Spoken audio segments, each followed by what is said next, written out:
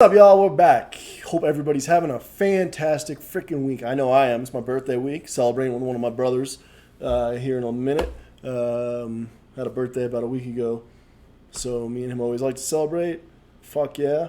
Shout out to good steaks and nice bottle of wine, whatever the fuck else we get into tonight.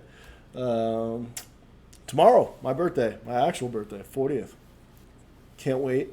We got a good game coming up. I'm hydrating. I'm getting ready. And by good game, I mean a giant dumpster fire. But that's okay. You've got the Eagles and the Giants. It's going to be low scoring. Both teams have had a lot of injuries. There's a lot of value on the slate because of those injuries. Defenses are viable. Kickers are viable. It's a fucking shit show. But whatever, it's football. We still got football. That's all that matters. So thank you all. Please like the videos, subscribe, comment. It helps me a fuck ton.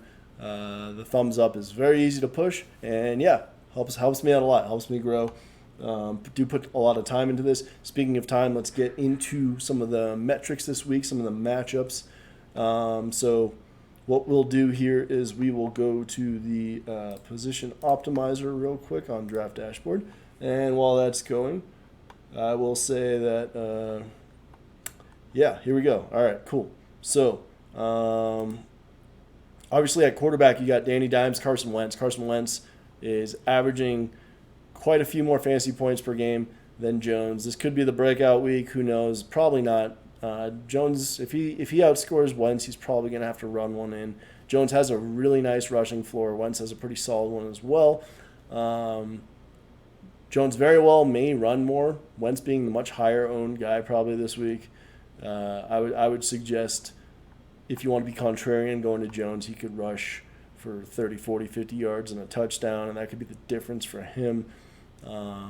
His receivers are going to be locked down. Speaking of receivers, a lot of injuries. So for the New York Giants, they're going to be starting a guy named Austin Mack in the Sterling Shepard role. They have no other wide receivers on their roster. So this guy is guaranteed to start.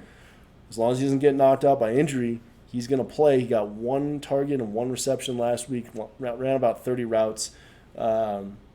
He's going to have Sterling Shepard's role. Sterling Shepard had the 17% of the Giants' total target share up until this point, and he's stepping in that role. He's going to see a bunch of Jalen Mills, who gives up 0.32 fantasy points per route ran against and 0.30 fantasy points in coverage, which is a little bit above average, but still pretty good. But definitely the best matchup that any of these receivers are going to see. Golden Tate, who operates out of the slot and takes 12% of Daniel Jones' target shares, he's going to see nothing but Nicole Roby-Coleman all game, giving up 0.14 fantasy points per route ran against and 0.25 fantasy points in coverage. That may be the least amount of fantasy points per route ran against out of any slot cornerback.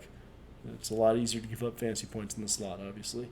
Darius Slayton is going to see nothing but Darius Slay. Slay gives up 0.27 fantasy points per route ran against, 0.29 in coverage. That'll be a tough matchup. Slayton and Slay weigh the same amount, roughly the same speed. Slayton has him by about an inch. He gets 22% of the target share from Daniel Jones. The rest goes to Ingram and whatever wide receiver, Freeman this week probably. So moving up to the other side of the ball, you got Djax making his way back, giving up, taking about 14% of the total snaps. He moves around, mostly about half the time on the right, and then the other half split between the slot and the left. He's mostly an outside receiver, deep threat. Greg Ward seeing the majority of the snaps in the slot, 82% to be exact. He's taken about 15% of the target share this year. And then you've got Travis Fulgham, who's been the emerging star and wide receiver one the last few weeks, about 22% of the target share, and he'll be lined up on the outside as well. Their matchups are pretty soft comparatively to the other side of the ball. Ryan Lewis, who will be on Djax, is giving up 0.30 per route ran against, 0.22 in coverage. Was it Datney Holmes, 0.55 fantasy points per route ran against, 0.30 in coverage. So that's an exploitable matchup for Ward, although Ward hasn't been seeing a lot of target shares. We'll see what happens with no Ertz this week.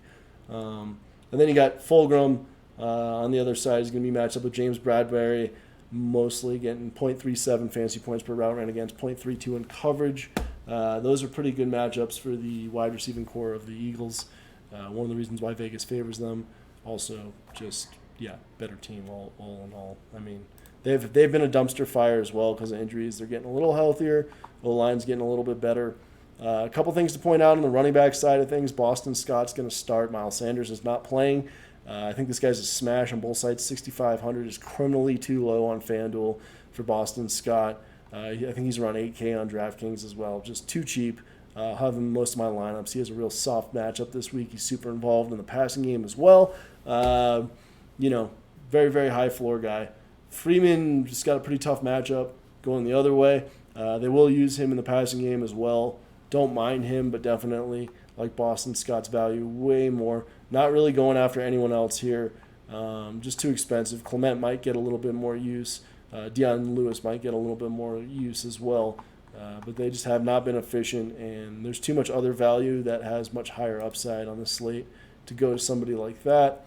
Wide receivers, we kind of talked about the matchups. Slayton has definitely been the guy for Danny Dimes. He's got a couple TDs on the year, had one called back last week on kind of a shitty call. I don't know that I love him. I'll have some of him. I think he'll be very popular owned, and I don't mind fading him and going after Ingram and somebody else. Travis Fulgham, I'll probably have the most of out of any wide receiver on the slate, just because of his sheer target volume. When you look at this volume, 10, 13, his fantasy points, pretty solid. I think they're going to continue to go up. He has a good matchup this week. He's getting more of a rapport.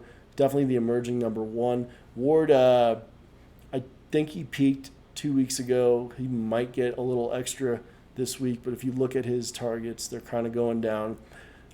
He has a pretty good matchup in the slot, but we'll see what happens with D-Jax back on the field. Tate going the other way, tough matchup in the slot. I just feel like maybe DraftKings, not really FanDuel. Love D-Jax on both sites, especially for GPPs, man. Like, put him in your captain spot. This guy could just very, very easily go for 4 catches for 140 yards and 2 touchdowns. Deep threat all day. And, no need for any of these other guys except for Mac. Like I said, Mac is going to be your value. 55 hundo is pretty cheap on FanDuel, and then it's outrageous. It's like $400 on DraftKings. That gets you, whatever other studs you want to jam in your lineup. I think that New York is going to have to run the ball better, and they're going to have to use Evan Ingram, and they're going to have to use Caden Smith a lot more than they have been, because they have, the tight ends have much more favorable matchups this week. A lot of people are banking on Richard Rodgers. He's not a bad play. He's taking that Ertz position. I'm going to wait and see tomorrow, because they have 3 other tight ends, especially on DraftKings. They'll be super cheap. Whichever one gets the start, throw them in your lineup. It's probably $200. Get you some value, make you a little different. Could be that guy who catches the touchdown, that Dallas Goedert roll. You know how they like to roll out and use an extra tight end, and Ertz is always soaking up all the coverage.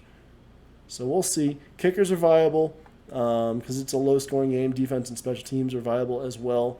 That's a lot of ums.